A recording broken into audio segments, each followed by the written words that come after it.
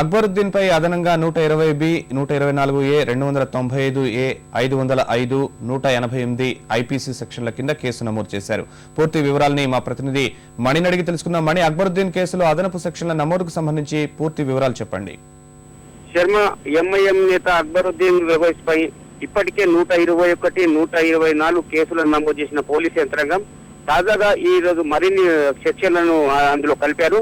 ప్రధానంగా 120B, 153A, 195A, 505, 188 IPC సెక్షన్ల కింద అక్బరుద్దీన్ పై కేసు నమోదు చేశారు. ఈ విషయాన్ని స్పష్టంగా నేరుగా జిల్లా ఎస్పీ సర్వశ్రేష్ఠ త్రిపాఠి నిన్న నుంచి పర్యవేక్షిస్తున్నారు. దీన్ని అతనే ఇప్పుడు కేసులు నమోదు చేశారు. ఆయన దీన్ని ధృవీకరించారు కూడా.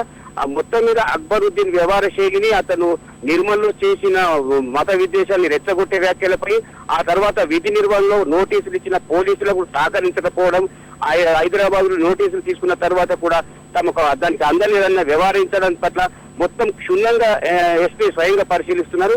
అప్పుడు ఎలాంటి చట్ట పరిధిలో ఏమేమి తీసుకోవాల్సిన జాగ్రత్తలు అన్ని జాగ్రత్తలు తీసుకుంటూనే ఆ చట్ట పరిధిలో ఆయనపై కేసులు నమోదు చేస్తున్నారు. మరోపక్క ఇప్పుడు అతని కొద్ది నిమిషాల క్రితమే నిర్మల్ పోలీస్ స్టేషన్ నుంచి మెజిస్ట్రేట్ ఆదేశాలకు అనుగుణంగా ఆదిలాబాద్ లోని జిల్లా జైలుకు తరలించారు.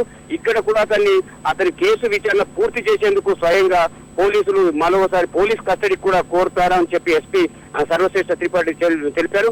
అతని ఇందులో ఎలాంటి తాగలేకుండా, ఎలాంటి అవాంఛనీయ సంఘటన చేయకుండా ఒక పక్క పోలీసు యంత్రాంగం జిల్లాలో బందోబస్తు ఏర్పాటు చేస్తూనే, మరోపక్క ఎలాంటి అపోహలు తాగకుండా కేసుని పూర్తిగా క్షుణ్ణంగా పరిశీలించాలనే కృతనిశ్చయంతో ఎస్పీతో పాటు మిగతా పోలీస్ యంత్రాంగం ఉంది. శర్మ, ధన్యవాదాలు మణి.